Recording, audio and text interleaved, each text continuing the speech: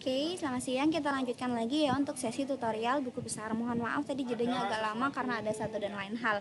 Oke, saya ulang dulu untuk buku besar. Yang pertama kalian sediakan kolom buku besar seperti ini saja. Jadi hanya ada nama akun, nomor akun, kemudian kolomnya. Pastikan untuk row atau barisnya sediakan untuk saldo awal atau opening balance, purchase journal, sales journal, cash receipt journal, cash payment journal, petty cash, general journal. Nah, nanti kasih space 2 lagi ya untuk ini deh, ini saya sekalian aja bikinkan. Di sini nanti kalian bisa bikin closing journal. Jadi adjustment dan closing journal seperti ini. Kenapa? Nanti biar sekalian masuk. Nah, Bu, kenapa kolomnya langsung semuanya banyak? Padahal kan kita cash in bank nggak dari semua jurnal ada. Nah, ini kenapa? Biar kolom tabel ini bisa kita copy untuk akun-akun berikutnya tanpa perlu membuat tabel lagi seperti itu. Caranya gimana? Nanti akan mudah. Nah, yang pertama untuk membuat nama akun, maaf, itu kalian tidak perlu ketikkan secara manual, tapi langsung aja menggunakan rumus. Tekan sama dengan kalian gunakan rumus VLOOKUP, buka kurung, kalian klik di bagian H5 depannya ini kalian kasih string ya atau tanda dolar untuk mengunci kolom H seperti itu. Kemudian kalian tekan titik koma, kalian klik neraca saldo awal atau NS awal yang sudah kalian buat. Kalian blok dari kode akun atau dari nomor akun sampai bagian kredit, sampai saldo kredit. Setelah itu tekan F4 untuk mengunci titik koma. Nah, ini nama akun ada di nomor berapa? Ada di kolom kedua. Berarti ketik 2 titik koma 0 enter. Nah, mohon maaf ya, di rumus saya ini udah di tertulisnya awal karena punya saya sudah saya kasih nama, sudah saya rename untuk neraca saldo awal tuh saya kasih nama awal. Nah, kalau belum ya berarti tadi di blok tekan F4 itu untuk mengunci, udah otomatis nanti. Jangan lupa tekan F4 ya untuk mengunci. Nah, rumus ini kita copy, kita taruh di bagian debit, kita Ctrl V. H8-nya kalian ganti dengan 5 lagi kembali.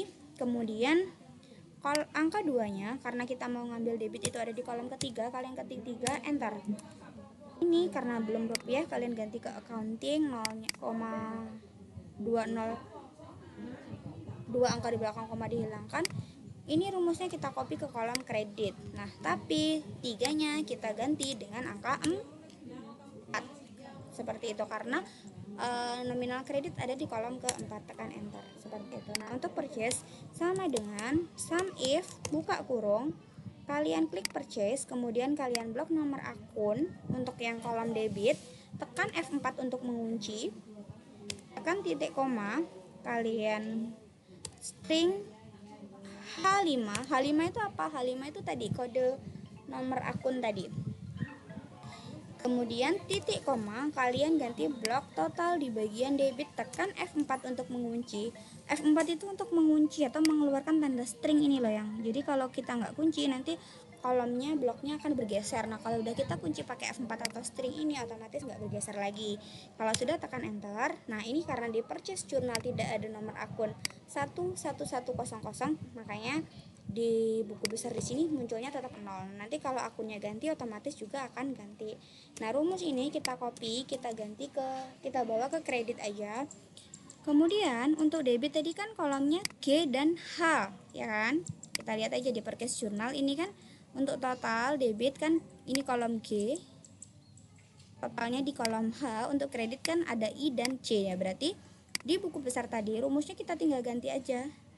Kan tadi GH, berarti ini kita ganti dengan I, G-nya kita ganti dengan E, kemudian H yang belakang kita ganti dengan J, H yang belakang kita ganti dengan J, tekan enter.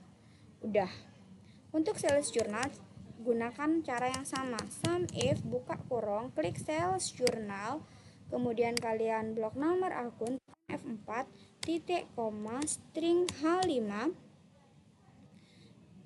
titik koma, blok yang total bagian debit. Sambil diingat-ingat ini kolom kredit ada I dan C. Ini tekan F4 juga, enter.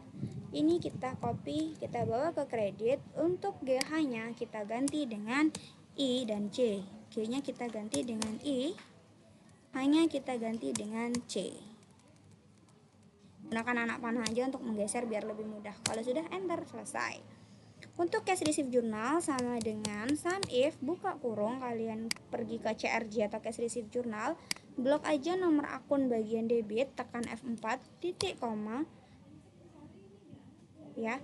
Kemudian seperti biasa string H5 untuk yang tadi ya, nomor akun yang ada di buku besar, kan kita sudah ingat itu ada di H5, makanya langsung aja diketik H5 nggak apa-apa.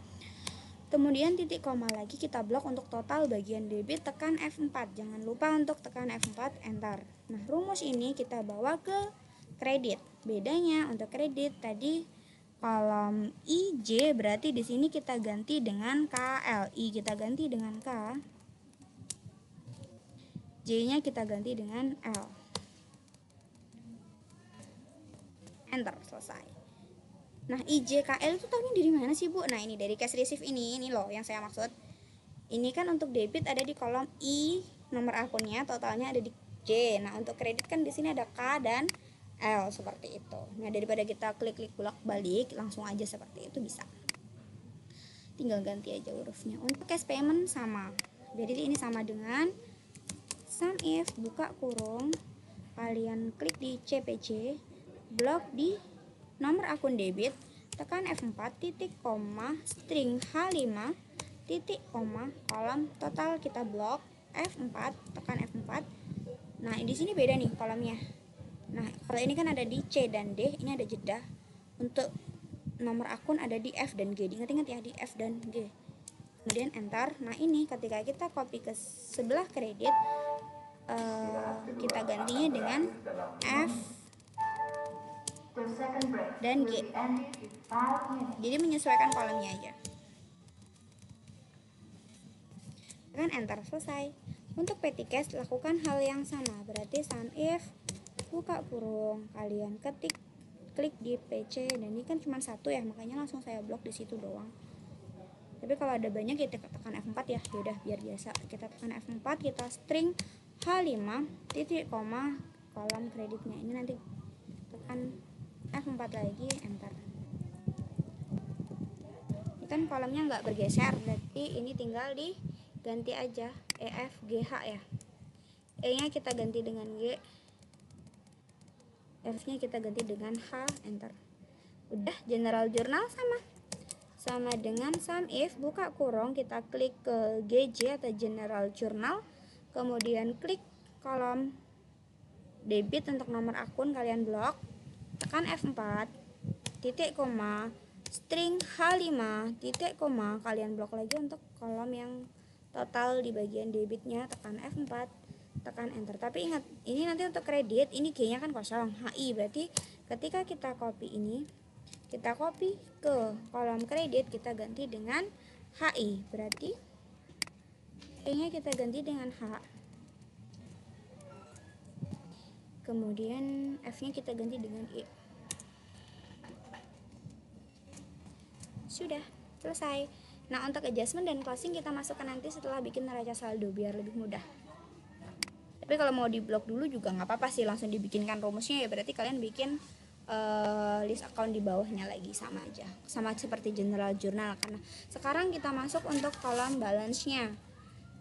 Kalian kalau menggunakan, kalian ketik sama dengan kemudian debit tambah debit seperti itu, nanti nggak otomatis. Sementara kita pengennya otomatis, biar ketika kita copy kolomnya itu udah otomatis dia kalau debit naruh di debit sendiri, kredit diletakkan di kredit sendiri. Otomatis kita gunakan rumus, caranya sama dengan if buka kurung 2 kali saldo debit ditambah dengan debit, ini ya, saldo yang ada di debit di balance, kemudian ditambah dengan debit apa transaksi debit atau mutasi debit, tutup kurung, lebih besar daripada H, ini yang kolom kredit, ditambah dengan yang kolom kredit. Kolom kredit ini kan ada di F9 ya, ini saya nggak bisa ngetik karena dia ini, saya tuliskan aja F9. F9 tuh yang ini loh Mbak, debit kan tadi ada di E9, nah ini ada di F9, tutup kurung, titik koma, buka kurung, D8 ditambah E9, tutup kurung, dikurangi, buka kurung, H8 ditambah F9, tutup kurung, titik koma, 0, tutup kurung, enter. Nah, artinya ini, ketika dia debit debitnya kan 0, kreditnya nggak ada, ya berarti otomatis dia akan ada di sini. Nah, rumus ini kita bisa copy ke bagian kredit dengan mengganti ini kan tinggal if H8 ditambah F9 lebih besar daripada, nah ini tinggal dibalik aja. Ini kalau ini tadi kan kita bikin lagi aja biar mudah daripada saya copy paste bingung nanti.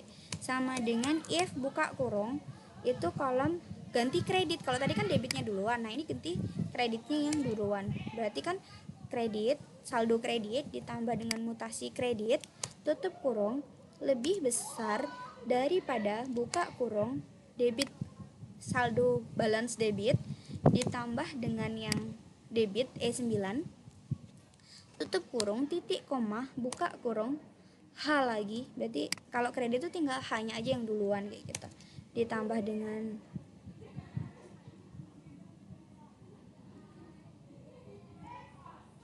F9 ya kan,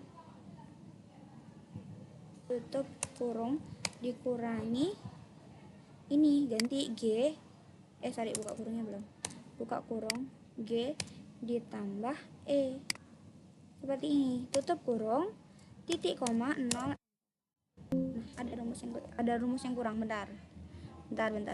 Oh ini H8 ditambah F9, benar ya?